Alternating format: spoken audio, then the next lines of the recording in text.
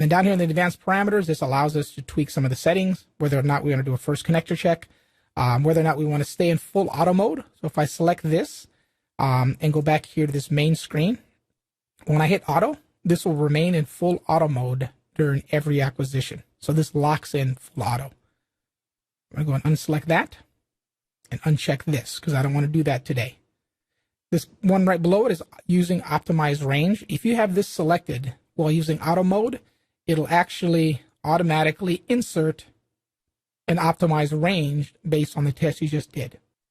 So we'll go back over here and we have apply settings to all wavelengths. So this is to couple and decouple the settings. So if I were to select this and hit OK, and if I were to test both of these wavelengths, if you see right now, they're both using the same settings. If I change one and then go to the other, you'll see how they don't stay the same because they're now decoupled.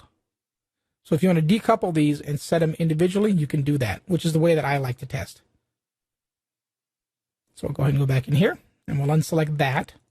And high resolution acquisition, what this allows you to do is it adds more data points or bits of information when you're doing a test. So if you want to maintain higher resolution at longer distances, you would select this, increase the averaging time a little bit to hopefully allow you to test further with better resolution. That's what this allows you to do. Over here on the right is where you can tweak your custom parameters for the range and the duration knob. So over here, you'll see the range and duration settings. If I wanted to create a custom distance, I doubt very much I'm testing 260 kilometers ever. I can go in here and say, create a custom event that is 0.5 kilometer long. And so if I go back into here, we now have a 0.5 kilometer range. This is actually very useful if you're testing very short distances, say a couple hundred feet, 500 feet.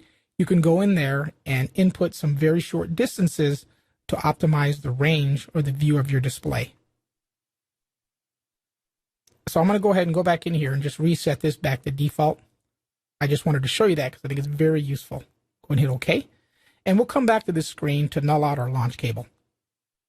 So over here to the right, we have our different menu options.